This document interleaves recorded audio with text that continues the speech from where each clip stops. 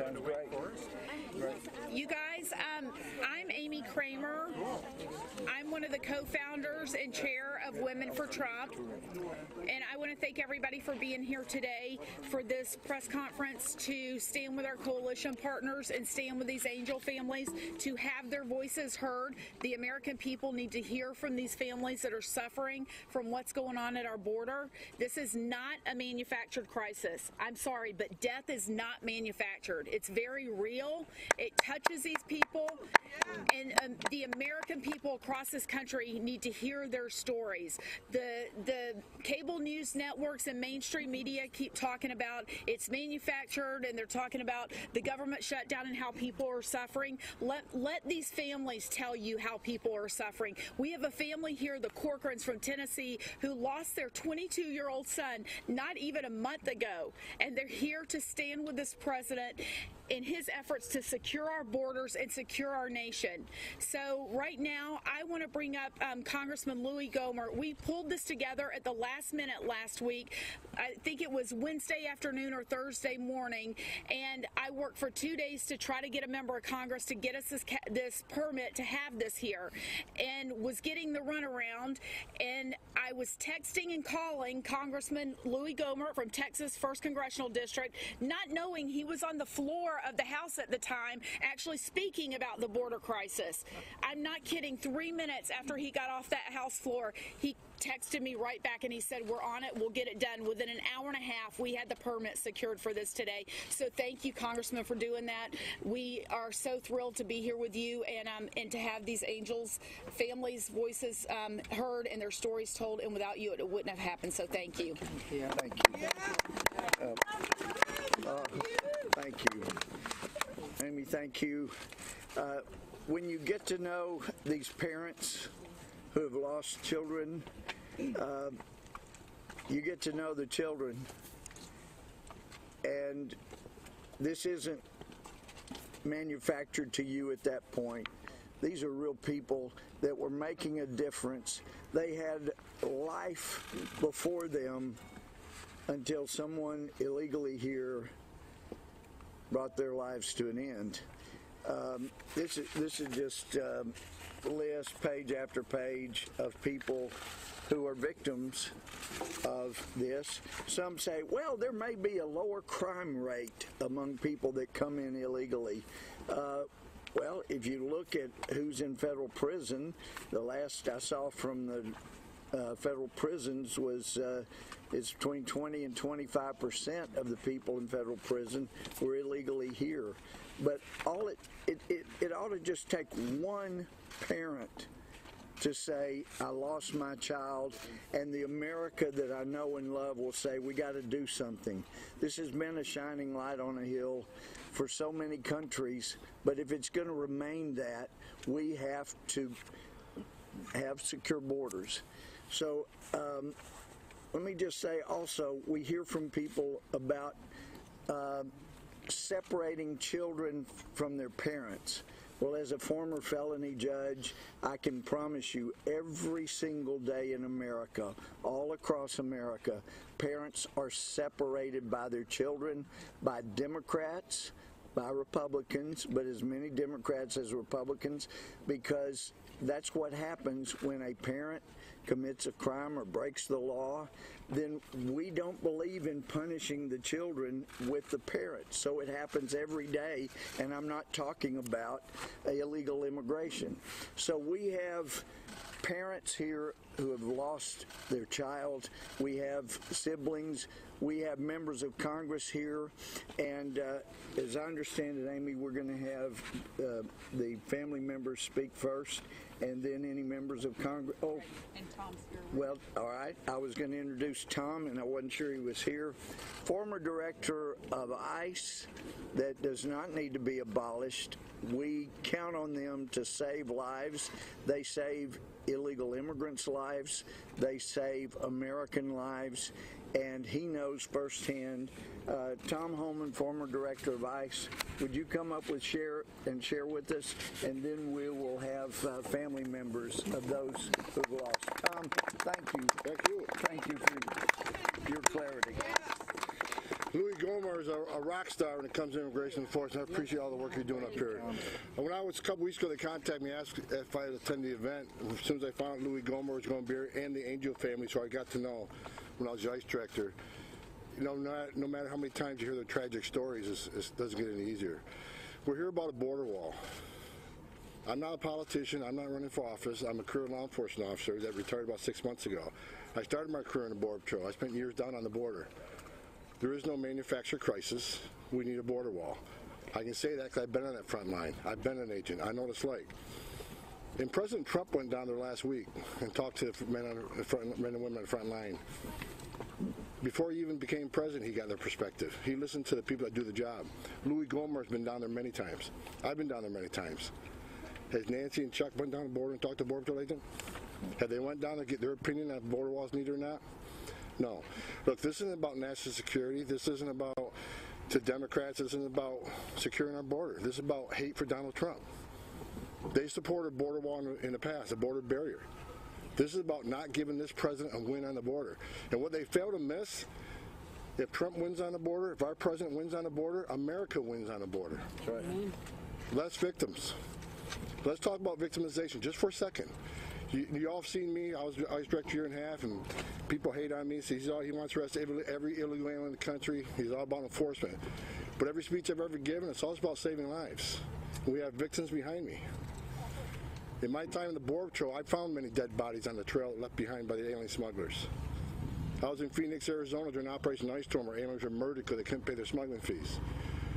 I stood in the back of a tractor trailer surrounded by 19 dead illegal aliens, including a 5-year-old little boy who died in the arms of his father, suffocated to death in the back of a tractor trailer.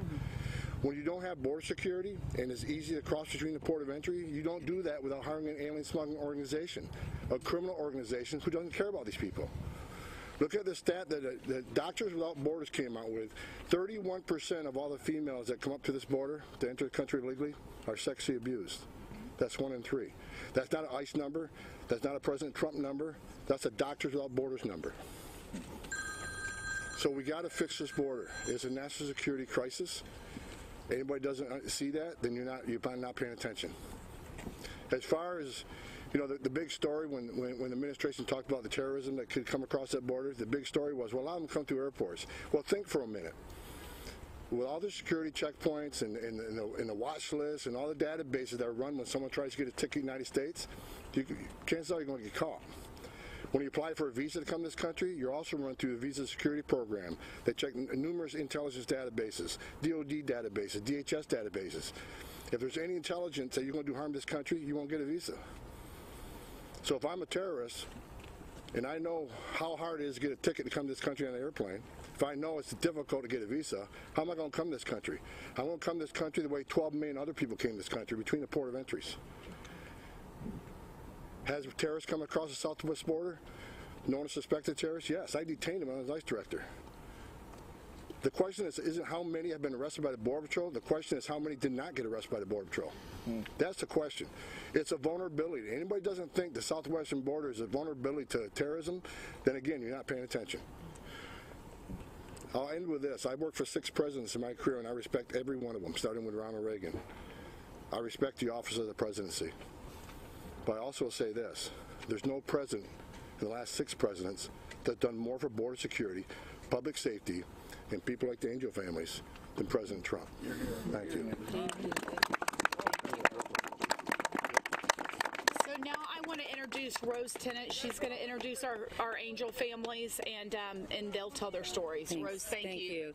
Last night as the Angel families were coming in and gathering, we had a chance to all talk and hear everyone's story, and they are heart-wrenching stories.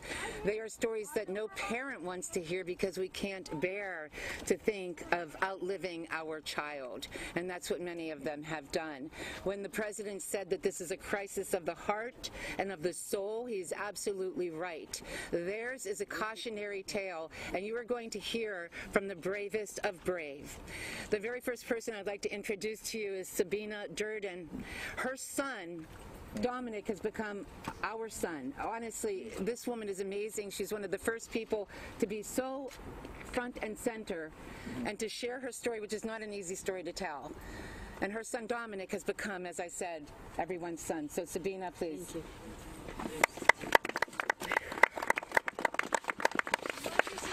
Thank you. Oh, let me get my, I had to have a few notes. Before I start, Amy Kramer Yeah. with Women for Trump, thank you for having us, for bringing us here. The fiercest angel moms behind me, the fiercest Gold Star moms and patriots behind me. I'm so honored. I not only represent my son Dominic, also named German Chocolate because he was born in Germany. I'm German. And I'm one of the directors of AVIAC, Advocates for Victims of Illegal Alien Crime. And I want to introduce you to my son. This was him at 29, prime of his life. This is him at 30, ashes. Imagine your child, your loved one. You have a picture one day and then you have his ashes. So now that you met him, and I take him everywhere, on July 11, 2012, my son took my fiance Anthony and I to the airport to go to Atlanta for a family reunion. And we get to the airport and I stumbled and I fell into my son's arms, and he was 6'4", he was a big guy. And he gave me the biggest hug, swirled me around, kissed me and said, "See you in a week, and I love you." And I said, "I love you," kissed him, and he walked to his truck and walked away. I didn't know at that time that that was the last time I would see him alive. Because the next time I saw him was in a morgue where I got to touch his dead, cold hands, bruised.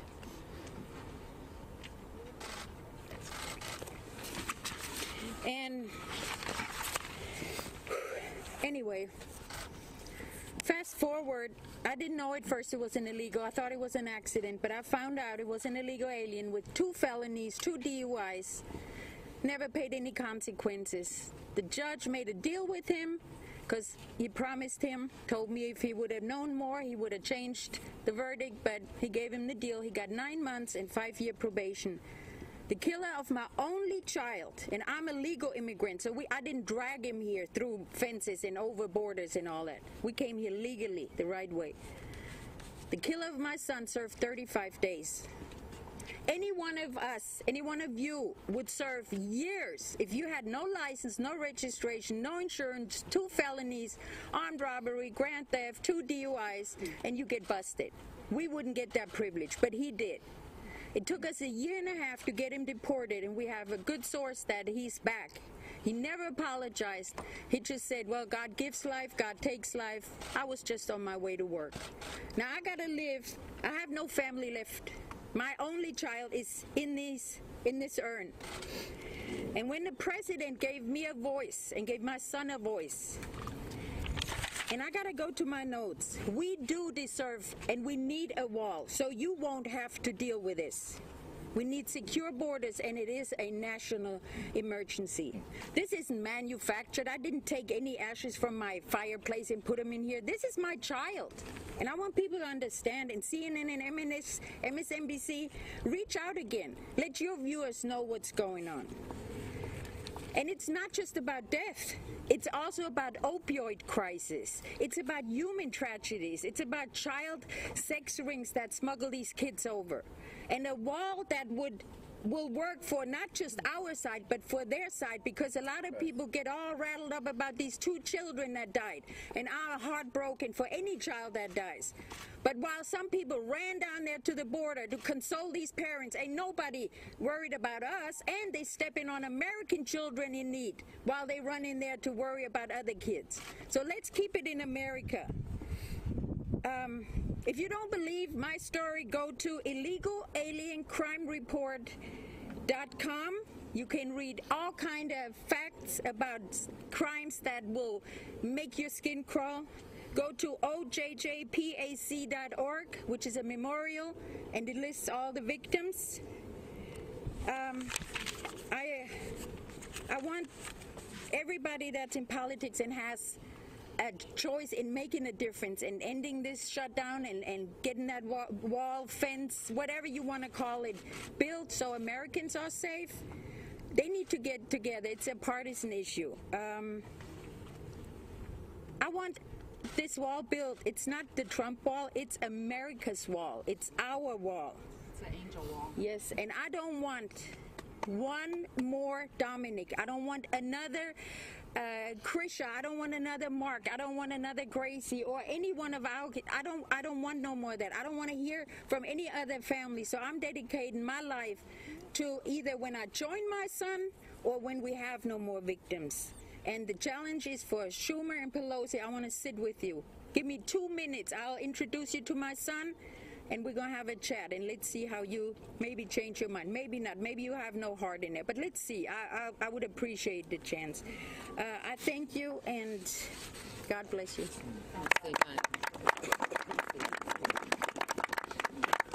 The next person we're going to introduce is a young lady who lost her brother not even a month ago from Knoxville, Tennessee.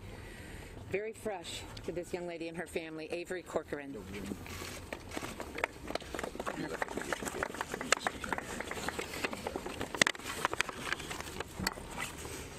Today, I stand before you wearing black. I'm in mourning not only for the death of my 22-year-old brother, Pierce Kennedy Corcoran, but for the sorry state of affairs in which our country finds itself in today. Our government has been shut down for 25 days, beating all previous records. I cannot help but find myself thinking in numbers. 25 is an age my brother will never see. 14 is the amount of years the illegal alien who swerved into oncoming traffic, killing my brother, has spent living illegally in our country. This is my baby brother, Pierce. He is not manufactured, fabricated, or made up. My family loved him so much. All of the angel families you see here today are here to speak up. We have now become the voices for fathers, mothers, sons, and daughters. We speak for those who can no longer speak for themselves. If my brother was here today, he would tell you that despite being from Tennessee, he loved the Texas Longhorns. He would tell you that he was a sports fanatic. Pierce was always humble, and he wouldn't tell you this, but he was a hard worker, working 40-plus hours a week on top of working towards a personal trainer certification and saving up for a house and a future. His girlfriend, Jade, was a part of that future, and he had bought her a ring. If Pierce was here today, he would also tell you that our parents instilled certain values in their 3 children. One of those values is personal responsibility. Francisco Eduardo Franco Camberni did not exhibit personal responsibility on the night of December 29th when he crashed head-on into Pierce's car, nor did he exemplify it when he crossed our country's border 14 years ago. He was in our country illegally, driving a car without a license or insurance. Whereas most people would be receiving condolences at the loss of a loved one, my family has also had to deal with comments like the following. Anyone could have been driving the other car that killed Pierce. He could have just as easily been killed by an American citizen, and yet he wasn't. Those aren't just my facts. Those are the facts. You don't have to like them. I certainly don't. While everyone else is content to live in hypotheticals or file their nails in indifference, my family is living in reality and dealing with those facts every day. Our nation is in crisis. We have received countless messages from families just like ours who have lost loved ones to car crashes, criminal homicides, and other violent crimes at the hands of undocumented people. Sadly, in most cases, time is not served. They are repeat offenders, or they slip away into the shadows, never apprehended by law enforcement or ICE. A crisis is defined as a time of intense difficulty, but is also defined as a time when a difficult or important decision must be made. How can it be denied that we are in crisis? Here in America, we find ourselves at a crossroads where compromise is sorely needed from both sides. The clock is ticking, and the huddled masses within our own borders need and deserve answers. Abraham Lincoln once famously said, "A house divided cannot stand." We, the American people, need protection. On that point, we cannot compromise. I want to leave you with these words. My actions still matter. These are the words I found in a journal on the dash of my baby brother's crumpled, destroyed car, the pages riddled with shards of glass. My actions still matter. To the members of Congress and our president, I want to say, your actions still matter. This is not an issue of race. This is an issue of right and wrong. Thank you.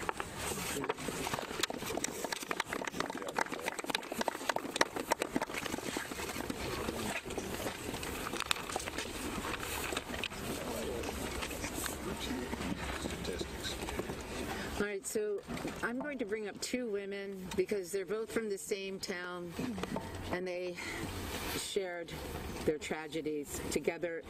They're both Maureen's. Maureen Maloney will speak first, and then Maureen Lakea will come after her. Go ahead, Maureen. Hi, thank you everybody for being here. I'm an angel mom, and I'm Vice President of Advocates for Victims of Illegal Alien Crimes. This is my son, Matthew. Let me tell you a little bit about Matthew. Matthew was everything a mother could have hoped for in a child. He was funny, he was smart, he was outgoing, he loved people. He had a smile that lit up a room when he walked in, and he had dreams. He had dreams of being a police officer. He had just graduated college. He had dreams of getting married and buying a home and having a family. And all that came to an end shortly after he graduated from college, when he was riding home on his motorcycle. And Nicholas Guaman, an illegal alien who had been drinking all day long and had his 5-year-old son in his truck, ran through a stop sign, collided with Matthew on his motorcycle. This happened in a residential area, so it was a low-impact collision, and Matthew flew off the motorcycle, landed on the truck, and rolled off, and he survived that initial collision. Then Nicholas Guaman fled, and he dragged Matthew a quarter of a mile to his death. Nicholas Guaman fled because he was in the country illegally. Nicholas Guaman had a criminal record and should never have been here. He should never have been allowed to come into the country. He should not have been allowed to stay here. And after he came in contact with law enforcement, he should have been deported, and he wasn't. There were several points along the way that the course could have been changed and Matthew's life could have been saved. And that was 7 years ago. And I've been speaking out for 7 years. And it breaks my heart to see the Cochran family here. Their son should be alive, my Matthew should be alive, but after 7 years, and other families have been speaking out much longer, this should not still be happening. This is not a Republican or Democratic issue. This is a national crisis. These are about Americans. It doesn't matter what party they're affiliated with. All these deaths were preventable. Like it was said earlier, it doesn't matter whether illegal immigrants commit more crimes or less crimes. They shouldn't be committing any crimes because they shouldn't be here. I ask that MSNBC and CNN speak to the Angel families and let our stories be heard. I ask that Nancy Pelosi and Chuck Schumer meet with the families and hear our side of the stories. We need to come to a solution on this issue. We need to end the slaughter of the Americans. Thank you.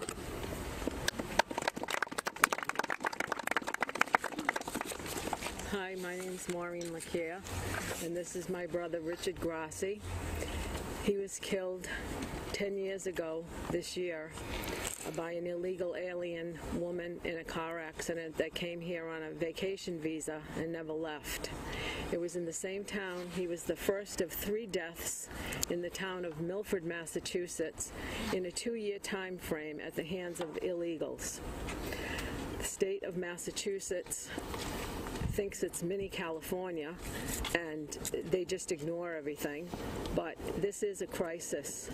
I've been fighting and arguing and getting nowhere for 10 years. I feel such joy and such accomplishment to come this far with President Trump, that this needs to be done for the American people, not only for the loved ones that we've lost, but for all Americans. The only thing that's changed in a 10-year time frame is the death toll. Like Maureen said, the Cochrans should not be here. We don't want this any longer. I'm personally am tired, and we as Americans should not have to even have this fight. Build the wall. Nancy Pelosi, you got a nice wall around your home. Build that wall for the safety and security of the American people. Thank you. Thank you, Maureen.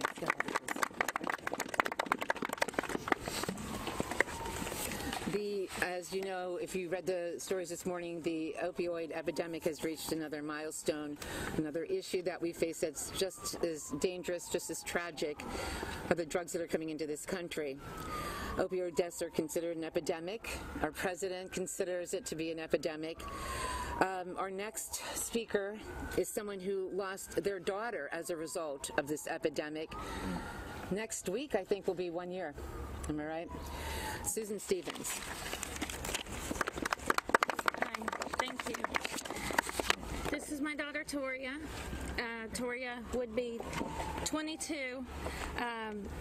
She was 22 on January 22nd last year when she died of an overdose. I'm not sure if it was heroin, but they found her naked on the floor with needles and powder. So we don't know if she crushed opioid pills or it was heroin. But my daughter was a superstar. She came to D.C. every year to take leadership conferences. She was Teacher's Choice Award. She was a cheerleader, softball player, football, anything she could do. She loved sports. She loved people. She was an artist. She wrote a poem called The Voice of Addiction when she was in recovery. She was actually in recovery for 13 months and relapsed. All of this was a result of a rape, a violent rape. She had, it was a torturous rape. It wasn't sexual. It was just violence. And the person was indicted and convicted, and he got a slap on the wrist. But that rape changed her entire life. The PTSD, the night terrors. My child couldn't sleep at night. I couldn't sleep at night. I spent 3.5 years from 18 years old when my superstar about to go to college had just graduated in the top of her class from high school, and she's ready to leave for college, and she was violently raped. She was given Ambien. So the prescription drugs is where it started. She got addicted to Ambien, and that led to an increase because she couldn't sleep through the night terrors. And then they started to back off of it because they realized she was starting to get addicted, and when they backed off, she went to the street drugs just to numb that pain. Like I said, she was found on the floor naked, and I was allowed to go into the crime scene, which is unheard of. I asked them to just cover her body with a sheet for dignity, but I kissed her goodbye January 22nd, and I don't know, as I knelt on the floor where she was found and kissed her, I promised her she didn't die in vain. I don't know what that meant because I was about to start law school at Wake Forest, but she always wanted to be in a lab working in research. So my major is now addiction medicine and addiction research. So I'm going for a master's degree in my daughter's honor. But I also started Teal Drops, which is to end opioid abuse. Teal Drops is doing a lot of focus on educating children, and I hope that Schumer and Pelosi will meet with us today. We have to secure the borders. The heroin and the fentanyl and the carfentanil that is killing our children. 72,000 people died in 2017. In August, we'll get the 2018 statistics, which she'll be a part of because she wasn't in the 2017. But we have to come together and in a nonpartisan way save our children, because there's 72,000 moms and 72,000 dads and sisters and brothers, children. I worked on an opioid camp this year, and the children that came in, we made teardrop-shaped vision boards of their parents that they lost to the opioid crisis. And these are little kids that are 5 and 6 and 7 years old. We're making the coloring book for these children to teach them not to use, but it's their parents that they're losing. And the foster homes are being flooded by the opioid crisis. So please stand together and let's work together. This is not about Trump. This is about our safety, and that wall has to be made so that your child doesn't die. Mine's gone. I can't save Toria. Please, I want to save your children.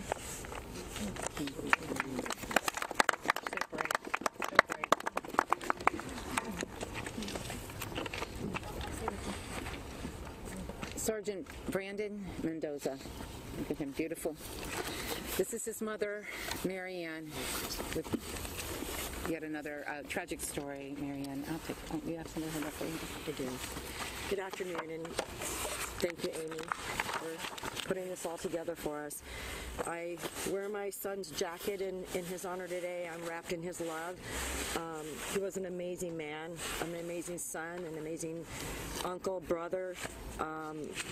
His death affected so many people, and as recent as a week ago, I got several messages from people of things my son had done for them. And I mean, this has been ongoing for 4.5 years, where people reach out to me and tell me of the amazing things that my son was doing that I wasn't even aware of. He was just such a humble man and a true leader in his community, and cared about children and preached to them about staying in school and don't do drugs and stay out of gangs. And so a lot of those children still miss him, and there's still 2 memorials set up in the area that he worked. I just drove by the other day and took pictures because the women in the area still keep these memorials in his honor. Fresh pictures, flags, flowers, a Christmas tree. I mean, it's amazing. But this message today that I have is for all the politicians who refuse to work with our president, who refuse to protect our country, and who refuse to protect its citizens. You say you care about Americans, but yet you refuse to meet with angel families. We have suffered the ultimate price, and yet they will not look us in the face and acknowledge that we even exist and acknowledge that this is even a problem in our country. You can't be for Americans if you're fighting for illegal aliens. You say you care about children, yet you ignore the rape epidemic going on in North Carolina. 7,585 cases.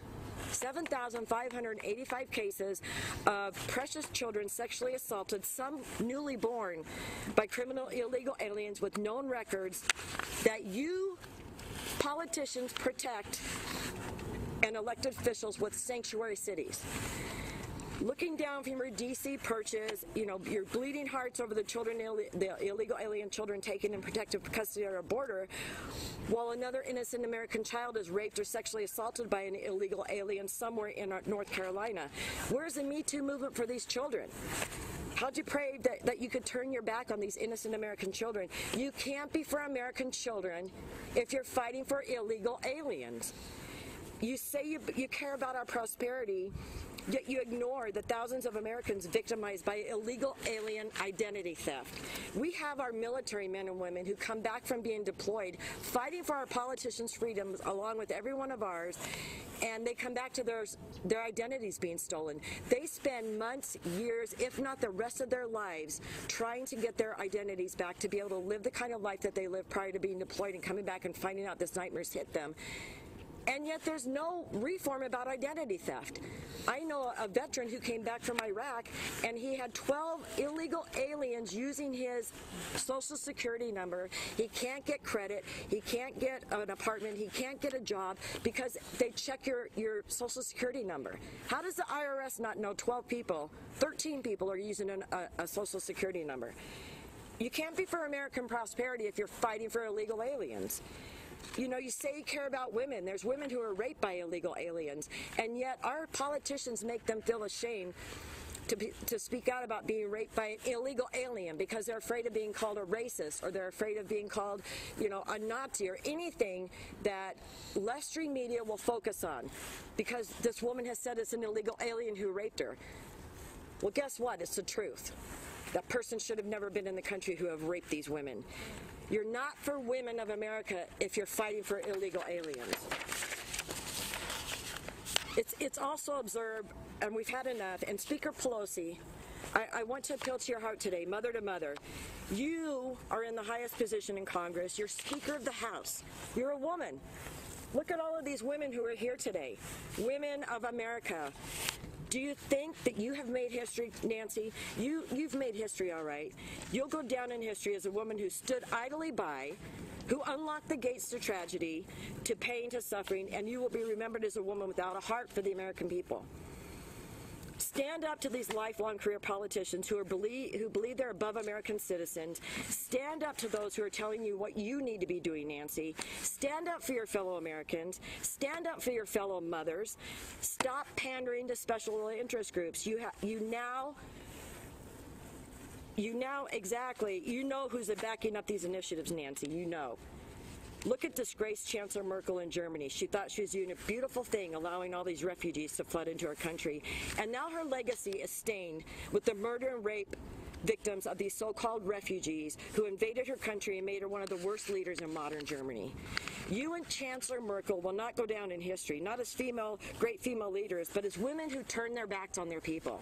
You've got the opportunity, Nancy, to live on in history at this pivotal time in our country by standing up for Americans, for our loved ones who have been collateral damages, who are laying in graves, some are in hospitals, and you refuse to acknowledge any of them. Stand up for the children of America, for the women of America, for our prosperity, and for our servicemen and women. I make this plea to you, Nancy. Open your mind, open your heart, and close our borders. Deep down within you, you know what is right and you know what you need to do. Gather these politicians around you and let them know that it's okay to stand shoulder to shoulder with our president. And be proud to protect the American people. Do not let your hatred engrave you in history, stained with blood, tears, and pain. Seize this moment, Nancy. Make the decision to stand up for your fellow Americans. You will have Americans on both sides backing you and respecting you because you decided to carry out your fundamental duty to support the president we elected and to protect the citizens of this country. This is your time, Nancy, to stand up and make American women, all of us, proud that you are the Speaker of the House and you are going to stand up for us and for our children, the Angel Families' children. I'm a co-founder of angelfamilies.com, and we are fighting our hardest, and we are welcoming more and more victims every single day. And I can't go on helping these families. It's just the hardest thing to do. We will, because we know they need a voice, that we know they need a shoulder, but we have got to stop this madness. And women of America need to proudly stand up and talk to your representatives and tell them what you want and what you need and how you want to be proud of the country that we've left our children and our grandchildren. Because what we have going on right now, there's nothing to leave them. 5-10 years from now, I don't know what's going to happen, but thank you all. Thank you. Yeah. The next speaker you'll hear from is an Angel brother. His brother was a Border Patrol agent who died in Fast and Furious. So please, Kent Terry, if you come up, please.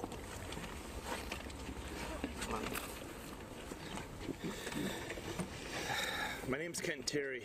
I'm not here for the politics surrounding my brother's death. I'm here to support my mom and these mothers behind me.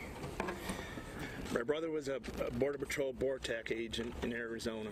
He loved his job. But before that, he was a U.S. Marine for 8 years. Never thought, survived the battles over there, did the training over there, to come over here to die on U.S. soil. On December 15th, 2010, my brother was ambushed by a RIP crew. And a RIP crew is the worst of illegals. They come here for 3 things: murder, rape, and stealing. And then when they're done with that, they run back across the border, only to do it the next day again. If that wall was there, it probably would have been prevented. My brother would probably still be alive. But about politics, this is the right thing to do here, is build a wall. Like I said, a lot of these families here, their loved ones would probably still be alive if that wall was here. It's just not good people coming across. My brother's death proved that. Their family's deaths proved that. And Pelosi and Schumer need to approach this head on instead of walking out holding hands like they dishonored my brother a few years ago. So that's all I got to say, and I'm glad here to support everybody. So thank you. Thank you. Is Kathy, here we are. Kathy, her daughter never made it past 18. Kathy Hall, please come up and just share about your daughter. Don't mind. My daughter was Haley King. She was 18 years old. She was killed 1 week before her 19th birthday on November 7th, 2016. Haley was not living in a border state. She was not in a big city. She was in small town Arkansas. And I want each and every one of you to know you are not immune from this no matter where you live. It will affect you in the furthest of states. People need to understand this is not manufactured. This is everywhere. Haley was the youngest of 4 kids, and she's greatly missed. I don't want to see another family go through what we have. You know, it's not just the parents or the wives that are torn apart through these. Everybody in the family is affected. If you don't know anybody yet that has been affected by illegal alien crime, if we don't do something about the borders, you will know. And that's really all I have to say today. We are just past the 2-year anniversary mark for Haley. The man who killed her will serve 2 years in prison before he is deported, hopefully deported. And thank you. Thank you, Kathy. The next person that you're going to hear from is a woman who understands the tragedy that can result from gaps in security. She lost her husband. He worked at One World Trade Center on 9/11. Terry Strada. Thank you. I cannot say what an honor it is to stand here with these families today and how much it breaks my heart to hear their stories, as I'm sure it's breaking yours as well. We all know that 9/11 was an intelligence failure, but what we know and what we need to focus on is that it was also a huge lapse in our security apparatus. And we fixed a lot of those problems post 9/11 with our airports and with our visa program, as the Congressman spoke of. And we've done things to stop those types of terrorists coming in on the airplanes as best we can. But if we have an open border along our southern border, we are not safe. These terrorists will find another way to come in, and they will continue to come through these open borders. I support our president in putting up this wall. I support these families in putting up this wall. It is a national tragedy. It's a national security threat to not have it. And any time we allow money and we allow politics to become the negotiating tool, innocent people die. And these families are here telling you that their family members have died because of this. It needs to stop. It needs to become a bipartisan issue. Our government officials need to band together and do what they did for the 9/11 families and do it for these angel families. And that is all I really have to say. Thank you for being here, and I hope that this will bring more angel families forward to tell their stories. It's very important. Thank you. The next speaker's son died. His name is Aaron. He died in service to this country, and he did it. He served this country because he wanted to protect this country. Gold Star mother, Karen Vaughn. I love you. I'm here today on behalf of Moms for America. We're a national movement of mothers who are determined to reclaim the culture of our nation, raise families in truth and freedom. At Moms for America, we believe that mothers have a unique power to heal this nation from within, and that's what we're bound and determined to do. Moms know that the problems in this country are not going to be solved by clever hashtags or fancy slogans. They're going to be solved by raising strong children who understand what's been given to them, the blessing of living in a land of freedom. That's how we're going to change this country. And that's why when it comes to freedom and security, Moms for America doesn't just talk the talk, they walk the walk. And let me just stop and say, God bless you for organizing this. And I want to say that when a woman runs an organization like this, but she is comfortable forming a coalition with women who are parts of other organizations, that is a beautiful thing, because that is the only way we are going to make a difference in this nation, is to work together. And so I so applaud you for that. It's all of us. It does take all of us. It does. We don't. None of us women just talk the talk, we walk the walk. And this past November, Moms for America organized a trip to Hidalgo, Texas, where we wanted to see firsthand. We wanted to get boots on the ground and see firsthand. We didn't want to just be talking about issues we knew nothing about, so we went and we met with moms who live along the border. And the stories that we heard astounded me, and I thought I understood. I had no clue. I had no clue how they were living. Moms who go to bed every night with a shotgun against their body because their homes have been invaded so many times by illegals crossing in the middle of the night. And Karen, what about the peony trees? We witnessed rape trees while we were on the border, believe it or not. We were there for maybe an hour, right down at a crossing, and we heard a bomb go off and gunfire fired into America. These people live like this day in and day out. So we wanted to see it for ourselves, and we stand with our president to build the wall. It is unacceptable that we have allowed mothers and children to be the first line of defense in America's freedom. It's completely unacceptable. And just recently, our president visited that very same town where we stood, and he spoke to a Border Patrol agent who gave us similar figures while we were there, but I was astounded at these numbers, and I just want to read them in case you weren't aware. This man told our president that his sector alone has apprehended illegals from 41 different countries. This struggling agent made it clear that people from all over the world are exploiting the vulnerability of our borders. On the day before the president's visit, this sector alone apprehended 133 people from countries other than Central America and Mexico. This included people from India, China, Romania, Ecuador, Nicaragua, and Pakistan.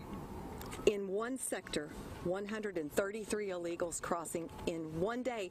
That's just the ones that weren't from Central America or Mexico. The ones they caught. He didn't mention, are the ones they caught. He didn't mention how many others there were. This is astounding. And he said actually less than 50% of current apprehensions in his sector are people from Mexico or Central America. So what are we doing to our national security? And as Rose stated, I am a Gold Star mother. My son, Aaron Vaughn, was a Navy SEAL with SEAL Team 6. He did what he did because he loved this country. He loved the people of this country. He loved immigrants. He fought for every color, every skin color, every belief system.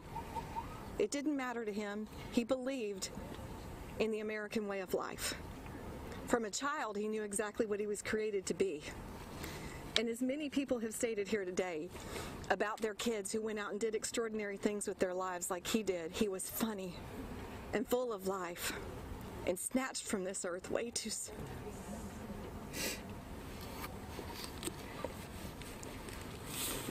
And this is what I want to say. Aaron was my firstborn child and only son. And he gave his life fighting enemies without. He died 7,000 miles away from all of us who loved him, from all those he loved, fighting to protect the sovereignty of our great nation, again, from enemies without. And with God as my witness, I will draw my last breath fighting to protect it from enemies within. And here's my mantra that I live by. I am no longer willing to accept the things I can't change. I am living to change the things I can no longer accept. Oh, that's good. Amen. We need a wall. This is ludicrous to form these emotional arguments about protecting our nation. We've heard from the ranchers who live in these areas where they used to be able to fish in the ponds behind their property. And now the ponds are littered with clothing that's been changed out of as illegals come across their border. As a matter of fact, and I'm going to wrap this up, but as a matter of fact, while we were standing at the border in Hidalgo, with an elementary school right here and Mexico here and no barrier between the two, again, the stories were unbelievable that we heard about that situation, about them having to go into lockdown because of bullets coming over onto their elementary school campus. While we were standing there, 2 illegals crossed the border and tried to mingle into the group of 35 women we assembled there. While we were standing there. This is a serious issue. It must be addressed. Yeah, she was pregnant. It must be addressed. The emotion needs to be taken out of this. The name calling and finger pointing needs to be removed from this. It is not about immigrants. It is about law. And if we are not a nation of law and order, we have no nation. And 1.3 million American sons and daughters died for nothing. And I won't stand by and allow that to happen. God bless America. And God bless President Trump. We do have members of Congress, a few that would like to say a few words. They are the ones who are unafraid to hear these stories and who are willing to sit down and listen and do something about what they hear. First, we're going to hear from Representative Matt Gaetz from the 1st Congressional District of Florida. Thank you. And my Republican colleagues and I stand in solidarity with the Angel families assembled here today, and we know who we're fighting for. People who've paid tremendous sacrifices, and the forgotten Americans who just want to see rising wages and safe streets and a respect for the rule of law. And so we're going to go back in that building and we're going to keep fighting for you, but we are waiting for our Democratic colleagues to present some solution to get us out of this shutdown and respect our borders and build a wall. And we don't want to build that wall, as the president said, because we hate the people on the other side. We want to build it because we love the people on the inside. We love this country, and we're going to go back in that building and keep fighting for it. Thank you all so much. Thank you so much. From Alabama's 5th Congressional District, Mo Brooks. Congressman Mo Brooks. I want to thank the Angel Moms for being here and sharing their insight with us. Wouldn't it be nice, wouldn't it be wonderful if CNN, MSNBC, ABC, CBS, NBC, the Washington Post, and the New York Times would tell their stories like they told the stories of those 2 illegal alien children who died for 2 reasons. One, they had an adult who irresponsibly drugged those kids across tremendous hardship and terrain because they were induced to do so by Democrat policies that reward those who drag those kids across our border. Wouldn't it be nice if these radical open borders news media outlets would tell the rest of the story, would be fair in their media coverage? Now, what you've seen today is just a microcosm of what is happening across America, and I'm going to share with you some very startling numbers. All of this is federal official data. In fiscal year 2018, 17,000 adults at the border with existing criminal records were arrested by Customs and Border Protection and other border agents. 17,000.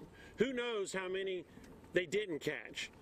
During the last 2 years, 117,000 illegal aliens per year were arrested or convicted on American soil for crimes committed. Illegal aliens committed roughly 50,000 assaults per year on American soil. Illegal aliens committed roughly 15,000 sex crimes per year on American soil. Illegal aliens committed the most heinous of offenses, roughly 2,000 homicides per year on American soil. For emphasis, these are minimal estimates. They do not include the people, the illegal aliens, who were not caught. Even worse, and you've heard a little bit about it, illegal aliens and America's poorest southern border is responsible directly or indirectly, in whole or in part, for roughly 15,000 to 16,000 Americans who die yearly from heroin overdoses, roughly 90% of that heroin coming across our porous southern border. And that does not include another 55,000 dead Americans each year from drug overdoses other than heroin, a substantial part of which comes across our porous southern border. Now let me be clear about the impact of all these numbers, these senseless victimizations of Americans. On 9/11, we had roughly 3,000 people who lost their lives. 3,000. We had significant property damage in Washington, loss of airplanes in New York City. As a response to that, our nation came together and we invaded Iraq and we invaded Afghanistan. We've lost thousands of lives trying to stop another 3,000 from losing theirs. We've spent trillions of dollars. Now, to put that into perspective, 3,000 lost lives on 9/11, we lose at least 15,000 a year, 15,000 Americans per year because of illegal aliens and a poor southern border. That demands the declaration of a national emergency. That demands at least a similar response to protect American lives that are being lost daily on American soil. Now, open border Democrats forced two really bad decisions on Congress, on the White House, and on the American people.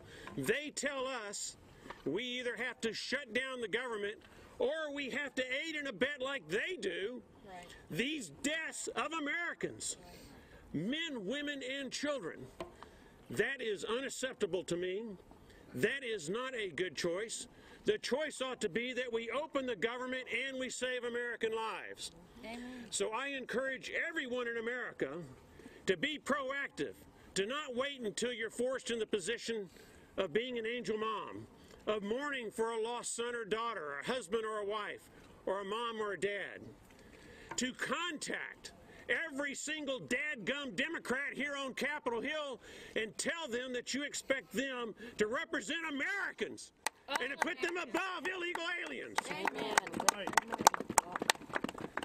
You know, I often wonder how many dead Americans it will take before Democrats will start representing American citizens and secure our border. It occurred to me that that is somewhat as a trick question because nobody knows because they've never done it.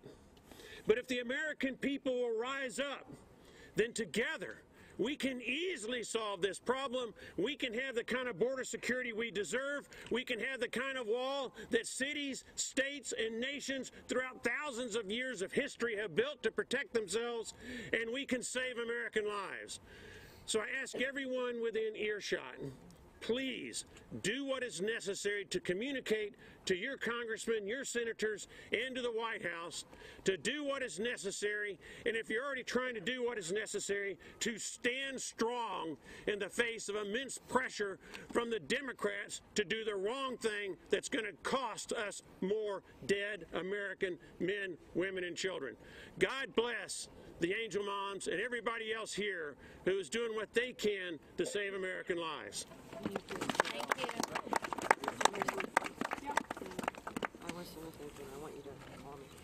Thank you. From Pennsylvania's 10th Congressional District, Representative Scott Perry. Scott.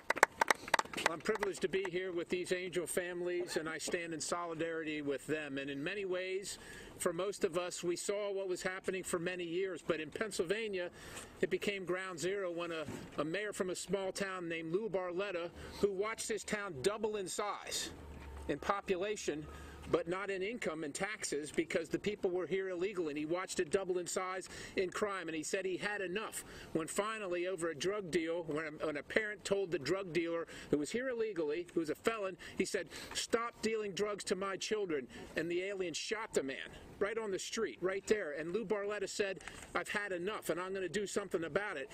And he tried to do something about it in his little town because the federal government would not, had not, did not, still has not. And he was sued by the American Civil Liberties Union. He was sued for trying to do something for his town. So he came to Congress and he continued the fight here.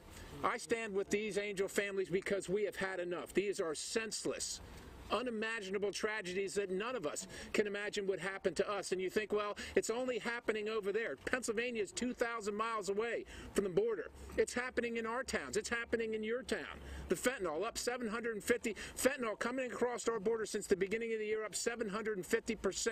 That's on the border today and in your town tomorrow. People in the district that I'm privileged to represent, about 5 of them overdose every single week because of fentanyl coming across the border.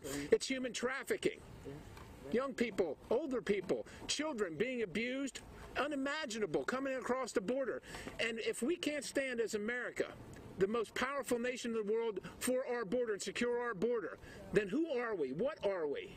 If these Democrats and liberals that say the status quo is fine, it is not fine. We have had enough. They should come to talk to these families and see if the status quo, and that's where we are. They're saying fund the government and keep the status quo. Nancy Pelosi jokingly remarked she'll pay $1 to secure the border. This is not a joke. Their tragedies are not a joke. Someone must stand for them, and it shouldn't just be the Republicans. It should be all the Republicans and the Democrats, because this national security issue, this securing a border, is not a partisan issue. This is an American issue. This is a family issue. The Democrats, the liberals should be able to fight against the cartels and stand shoulder to shoulder with these people right here that say the cartels should control the border. They should not be involved in human trafficking, drug trafficking, trans-criminal organizations, gang-related violence being pumped into our country. And they should either do something about it other than saying we're for border security and offer us their solution for border security, so that these families don't have to keep on reliving this tragedy, knowing that it's happening in their country every single day, needlessly, unnecessarily, tragically. These things must stop. We need their cooperation. If they don't like the president's proposal, God bless them. What's their proposal? But this status quo of Americans dying for people being here illegally cannot stand. Thank you. Thank you. From the Congressional District number 2 in Knoxville, Tennessee, the same district that we had heard from earlier, the Corcoran family. Please welcome Congressman Tim Burchett. Hey, she got my name right. Tim Burchett. Thank you. That's all right. You don't need to. I'm new here, and I'm not as polished as some of the giants that are standing behind me that spoke. I sat here, and when that man, and I use that in lowercase m, ran by here and hurled insults at these wonderful, wonderful ladies, I kept thinking I thought of my daddy who fought in the Second World War and fought for that man's right to be an idiot and hurl insults. And I thought, what class these ladies exhibited by not going over there and knocking him out. Because that's, in Tennessee, I'm afraid that probably would have happened. So I want to thank you all and the class you all exhibit and the unbelievable care you've given to these families. I was sitting there thinking, when I lost my mom and daddy, I'm an unrepentant mama's boy, and my daddy died, and a few years later my mama died, and they were everything in my life. And I was just about 50 when my mama died, and she died on the eve of Thanksgiving. And I always remembered at 2 o'clock in the morning, I woke up and sat up in bed, and I said, Mama's with Daddy, and they're with Jesus, and they're not hurting right now. And that's the kind of prayer and interaction a man has with his Savior when he's lived a good long life and his parents have lived a very good long life. That is not the kind of interaction that a family member, a father like my buddy DJ Corcoran back here, should have with his Savior when he's talking about his little boy. Folks, we're not talking about a dadgum statistic. We're talking about human lives. Put all the politics aside. The Corcoran family's been close to my family for many years, and by the grace of God, I was able to fly up on the airplane with him just out of sheer luck. And you can't imagine the pain these families have endured. Just imagine if DJ's son Pierce, who was an outstanding young man, a fine Christian young man, had his whole life ahead of him. Just imagine if that was your son, or your brother, or your father, or your grandfather, of any of these big shots that are wrapping themselves up in all their little causes over there. Just imagine the tone that would change right now, what we would be talking about. We wouldn't have this discussion. And I pray to God that it never happens to any of those folks. But I also pray to God that some of these people feel some peace, because there is not a lot of peace in these people's lives right now, and it can be caused, and it can be changed. We can build the wall. We can provide the border security that the professionals have asked for. So thank y'all very much. I've talked too long. I'm sorry. Thank you. Thank you, Congressman.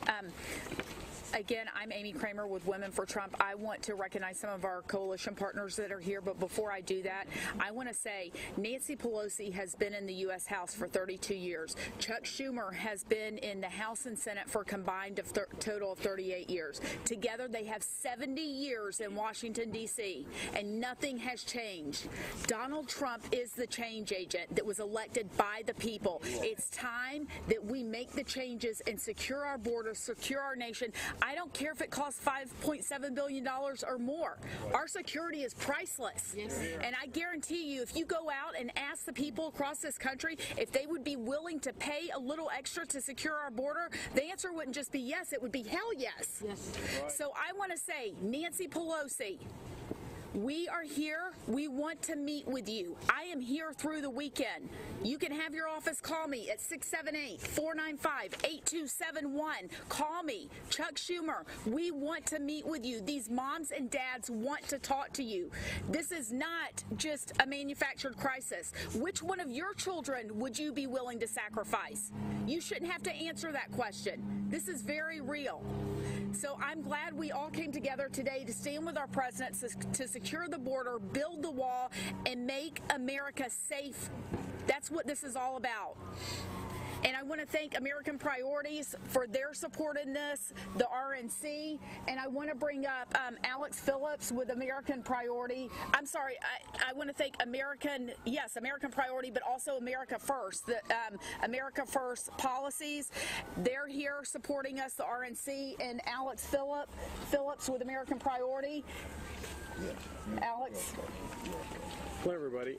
So, I'm not going to tell you any stories about family members that have died as a result of illegal aliens. In fact, if you're watching this broadcast right now and you believe that we should have a border wall, go get a cup of coffee, go make a sandwich. I want all the people that don't believe in this, all the people that anytime border wall discussion comes up, you immediately go racist, misogynist, you go xenophobe, you go anti-Trump immediately and shut down. Can't have a conversation. Let's talk about the people that you think you're representing. Nancy Pelosi, Chuck Schumer. By the way, the two top child trafficking states in our country, California and New York. So our failed policies over the past several decades have manifested an industry called child trafficking and human trafficking that comes out of the southern border, run by the cartels. $500 million a year. It's a lot of money, a lot of pesos, a lot of drug money. These people are victims. They're used by these cartels to take drugs across the border. Their family members and their children are used as part of sex trafficking. And I think that, you know, these people are true victims, and they're not Americans. They're people on the other side of the border. They're human beings. They're people that are being victimized by our government policies that have created an industry that uses people like trash. It uses people for whatever they need. They don't care about these people. And there are approximately 100 people every month that die at the hands of these traffickers in one form or fashion. They either die suffocating in the back of a truck, or they die because they're being abused or because some bag shoved up their butt broke. But there's a girl that she was 12 years old, and her family was forced into this situation to bring her across the border, and she became part of their sex trafficking ring. She was 12 years old. Her name is Carla Hasita. And this story was done by CNN in 2017. And when they did that story, I read it, she wanted to make sure that everybody realized that she was raped 42,000 times during the 4 years she was in captivity by these cartels. And this is just one person. This is one human being that our failed security policies of the border was a victim of. And she's not an American. She's just a human. Now, these people that die every month, we talk about, the border security officers, and we talk about, people in our country that die at the hands of illegal aliens. Some of these people are children that are dying in the backs of these trucks, that are suffocating, that are being abused by these cartels, that are being used as trash to get something done just because they can make $500 million a year. So the question is, to all the people that are still watching, that didn't go make a sandwich, that don't believe that this border wall is important, what do you think about that? Border security forces these cartels out of business. These people that are in dire need to leave their country, whether they're from Central America, South America, or wherever they are coming from, to come into our country, seeking asylum, coming through our borders legally and through the proper channels is the best and only way to keep them safe. So I ask you, Nancy Pelosi and Chuck Schumer, how do you feel about being the representatives of the human trafficking capital of our country? Does this make you proud? Does this make you feel more of an American? And the people that voted for you, the people that you represent, how do you feel about that? How do you feel about being the capital of human trafficking, the number one? Does this make you feel good every day? Do you wake up every morning feeling, wow, this is the greatest thing? So I suggest and I implore to all you people out there that want to call me a bigot, want to call me a racist, want to call me a xenophobe, because I believe that a wall and border security is important. I want you to think about what I just said. And I want you to think about, is this where you want to be? Is this the place in your life that you want to be today? What is your priority? Is it this? Because this isn't a good place to be.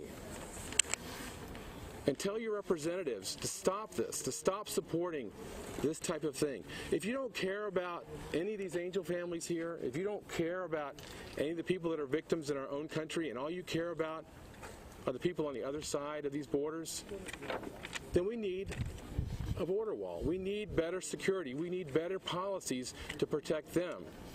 Because all it takes is one child to be killed. This one child that could grow up and do something great for our planet.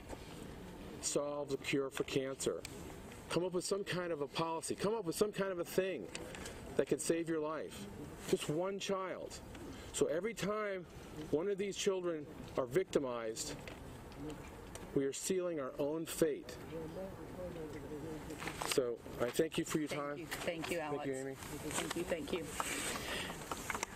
I want to bring up Andrew Langer, Institute of Liberty. Andrew and I go way back. We go way back. Thank you all very much. I want to start here with this basic precept that one of the things that makes America the greatest nation on the face of the earth is the fact that anybody can come here. Anybody can come here and become an American. But while that axiom is true, the flip side is also equally true, that it is the right of any nation, any country, to determine the time, manner, and place of travel and immigration. The two go hand in hand. Now, I've been doing public policy for a quarter century, and this is a problem. This particular issue is a problem that has festered for the longest time. And I have another aphorism that I use, that the most well-intentioned policies eventually bump up against very real realities. And that no matter how well-intentioned it might be to hold the idea that we should have open borders, that people should be able to migrate to the United States willy-nilly at any point in time, the reality is that there are real-world effects of that open border. Now, it would be one thing if it was just the United States that was struggling with this.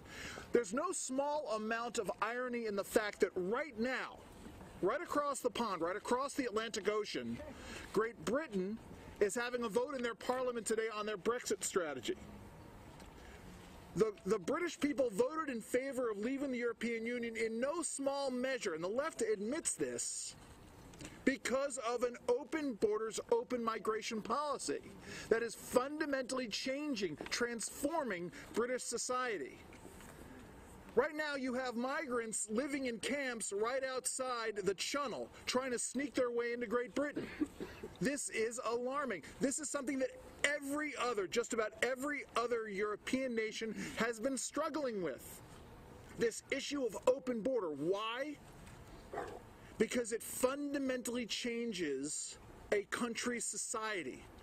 You open up borders and a country ceases to exist. Now we're here, as I said, because for decades now, listen, I don't know if it is a crisis or not. We can argue the semantics of the definition of what constitutes a crisis. What we know is that this is an issue that has been allowed to fester and grow over the course of many, many years. That we are now facing a shutdown because of some people's inability to grapple with this. Because they want to prioritize those who want to come here illegally over those who are here legally. And the question you have to ask is, why are you opposed to a wall? Are you opposed because it's ineffective? Well, if it's ineffective, then let us build the wall, and then you can hold us accountable for its ineffectiveness. I think Jim Acosta just showed us it was effective. Exactly. But we all know that walls work. Physical barriers work. They work because they're simple. They work because they're dumb. They work because they're cost-effective. We all know this. And yet you have some people who want to engage in the surreality of saying that a border wall will do nothing. And I'll leave you with this thought. As I started off, I said, the most well-intentioned policies bump up against very real realities. As my father just said to me a couple of weeks ago, he said, Andrew, there are many roads to utopia. However, all of them must traverse the surface of the earth. We have to keep that in mind. We need to end this shutdown now. We need to build the wall. Thank you all very much. God bless. Thank you, Andrew. We have a couple more speakers and we'll wrap it up, but I want to bring up now Andre Soriano. He is a celebrity fashion designer. He's a legal immigrant, came here from the Philippines legally, did it the right way. Andre, come on up. Hi, also a big supporter of our president. Yes, first and foremost, good morning, my fellow Americans. I'm here today because for the love of our great nation. My mother moved us here in America when I was 15 years old to have a great family and to have a great life here in the United States of America. I am truly moved of what's happening in our country today, and just listening to all these wonderful people behind us, behind me, that the American life has been taken away, with this family right here. God bless them, and my prayers and loves to you guys. It's hard for all Americans. I am so confused right now why the Democrats won't support our president building the wall. Here, as an American, I came here legally. We did it the right way. I'm from California. We're from California, and we literally ran away from California. Now we're here in Washington, D.C. because California has been changing. There's so many Democrats there that hated me. I was part of Hollywood, and they chopped my head off, because I made the Trump dress at the Grammys. You know why? Because as an American citizen, as a legal immigrant, we support the captain of the ship, which is President Donald J. Trump. You know, we are all in the same boat right now. We are all Americans. It doesn't matter if you are a Republican or Democrat. An American life is very relevant, and we are all Americans. You know, and look at all these family behind us. So please, Nancy Pelosi and Chuck Schumer, stop poking holes in this great ship in the great nation of the United States of America. We are all Americans, and look at all these. It could happen to you in your life, in your children. You know, so please, I pray God today to shed life and love and open the Democrats' heart. Please, Lord Jesus Christ. And please, God bless our great nation. God bless the United States President Donald J. Trump. You know, God bless all Americans, and I am truly a proud American, and I thank God that I am here. You know, this country is so great. Please, everyone, just, you know, come together. In Jesus' name, amen. Thank you. God bless you. Thank you. Okay, after we wrap this, our group is going to the Hill. For anybody that wants to go with us, you're welcome to go. I want to recognize Bikers for Trump, Chris Cox, for being here supporting us today. And right now I want to bring up Deontay Johnson with the Black Conservative Federation. Nancy Pelosi, Chuck Schumer, enough is enough. Your concern about illegal immigrants is disgusting, especially when over 2,000 people were murdered in Chicago last year, and 54 people already, and it's January 15th, has already been killed in the city of Chicago. Baltimore, Brooklyn, Detroit. Yes. That's your concern. American citizens. In May, I went to Skid Row, and I saw all of the homeless citizens all down Skid Row. That's your concern. That's who you need to worry about. This is not Trump's wall. This is America's wall. This wall is going to protect the American citizens.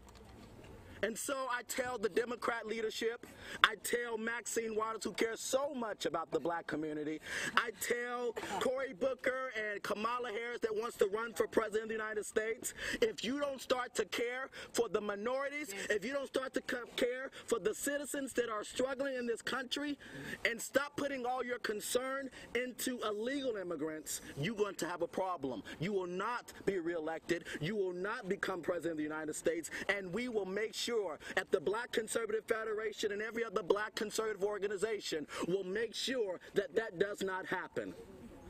Chuck Schumer and Nancy Pelosi, you know what you have to do. Build that wall, $5.7 billion. I'm waiting. Thank you, Amy. Now I want to bring up Joshua Macias, who is a Gulf War veteran, started Veterans for Trump, and came here legally.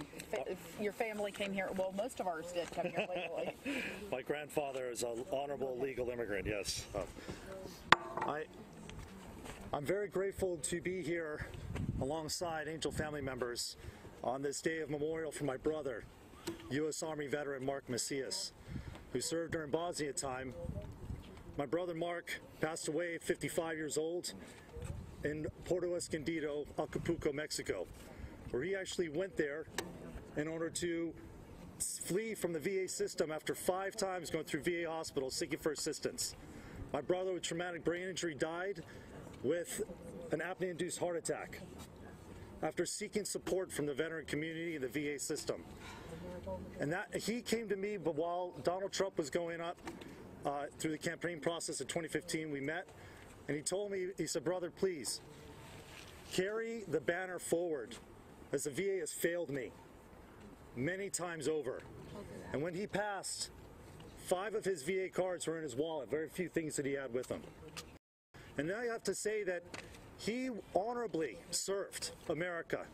And it's America's citizens and its veterans that must be over illegals. Yes. That we need border security. My brother served honorably to ensure that we would be safe and would pass on to our family members. So I encourage you, I implore you, veterans, whether you're on Democrat or Republican, this is an America First issue. This is an American issue. This is not a partisan issue. This is not a red or blue. This is a red, white, and blue issue. That's right. We need to see veterans first this year. to see American citizens put first. And I implore you, Democrat leadership, veterans, to step forward, to take hold of your party and lead it forward in a way that we can work together to end the veteran crisis of suicide of 9,000 in a year. Let's talk about those numbers. Let's talk about the families and the loss of U.S. citizens. And I ask you, please, for those who are veterans serving or those who have once served, to contact your Congress, contact your Senate. Let them know that you want security for your community, that you need to see this happen. Mi nombre es Josué Macías. I'm an honorable immigrant grandson, and I thank you for this time. Thank you. Thank you, dear. Thank you. And last but certainly not least, Tyler Izagari with the Second Amendment Institute. Oh, I'm actually speaking. Okay. Just quickly. All right, well, thank you all for coming out here today. This is certainly an important issue. While I do focus particularly on the Second Amendment, it does come down to a matter of self-defense as well. And as Americans, we enjoy the right to self-defense, yet some Americans are not able to defend themselves because illegal immigrants are continuously coming over the border and killing more people like Molly Tibbetts and Kate Steinle. And you have these wonderful families out here today, and my heart just sinks so low for them, and I mourn with them. And what really grinds my gears is the fact that we have people that we elect to Congress in this building behind me and those buildings behind you who continue to idly sit by and do nothing while more Americans are slaughtered on their watch. In particular, you have Maxine Waters, Nancy Pelosi, and Chuck Schumer, and I hope they hear this message. I hope they hear it loud and clear. If they don't do something about it, we will. And I hope you all just continue the fight. And thank you so much for coming out here today. God bless you, and God bless the United States of America. Thank you. And I want to thank all of our Angel families for coming all this way from across the country, all of our coalition partners that have been here, stood with us, those that said they support us but couldn't get here at the last minute. We pulled this together. We were not going to let the snow stop us today, so we showed up anyway, and now we're going to go visit Pelosi's office and Chuck Schumer's office, or Chancey. We're going to go visit Chancey. So thank you all. God bless America, and we stand with you, President Trump. I got to add one thing real quick. Thank you for my invite. I got to go to another meeting. I want to leave you with one thought. I've listened to all these speeches today. I've listened to the tragic stories, heard over and over again. A couple things. Number one, Nancy Pelosi, Chuck Schumer, explain to me what's the downside on securing our border. Right. What's the downside? What's the downside to less illegal immigration? What's the downside to bankrolling criminal organizations that have killed Border Patrol agents and pour drugs in this country? What's the downside in securing our nation? What's the downside on taking care of our sovereignty? I don't care if you're Republican or Democrat. Your number one responsibility is to protect this country and protect your sovereignty. You can say you don't like President Trump. You can say you think the wall's immoral.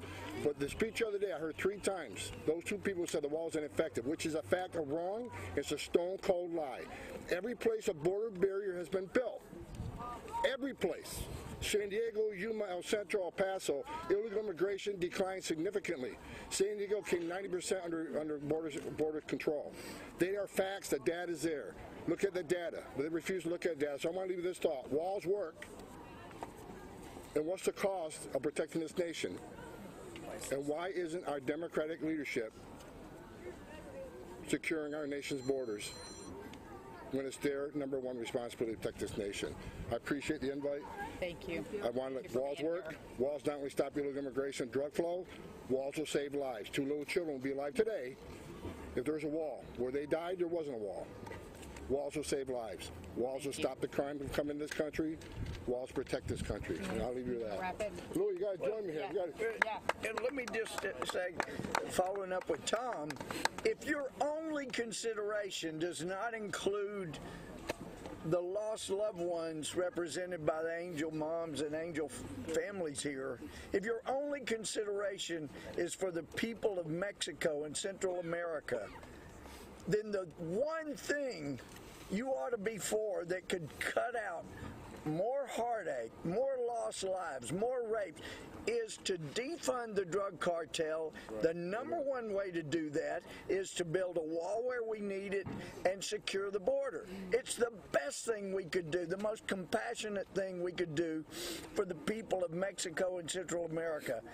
And by the way, we stop having to have angel families here who've lost their loved ones. But for those who don't care about these angel families, you just care about others outside, that's the best thing we could do. Defund the drug cartels. And let me, my background is law. And I was a judge for years, handling felonies, major civil litigation. I think we got the best justice system in the world. But there is a doctrine called attractive nuisance. Most people are familiar. If you have a swimming pool or a playground and you don't put a fence around it and someone comes and is hurt, you're financially liable to the ones who were hurt or the family of the ones who were killed. That's our legal doctrine. Well, what about you have a country that is luring people to their deaths, to their detriments, to their sexual assaults? Shouldn't the people that refuse to put a fence or a border or a wall around that attractiveness, shouldn't they be held accountable? Well, if you're in charge of the House or the Senate, then, you've got government keeping you protected from liability. But it's time that we started putting the finger where it belongs, pointing it where it belongs. Let's stop the loss of lives on both sides of the border.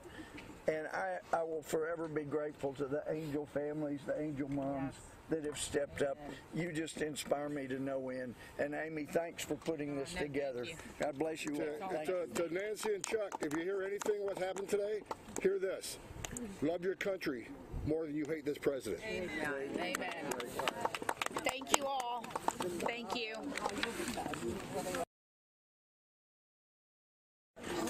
What's next then? We're going to go to the Hill and visit Nancy and Chuck. Come with us.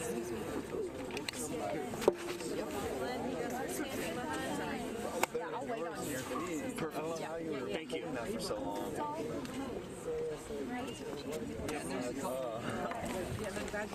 Mark.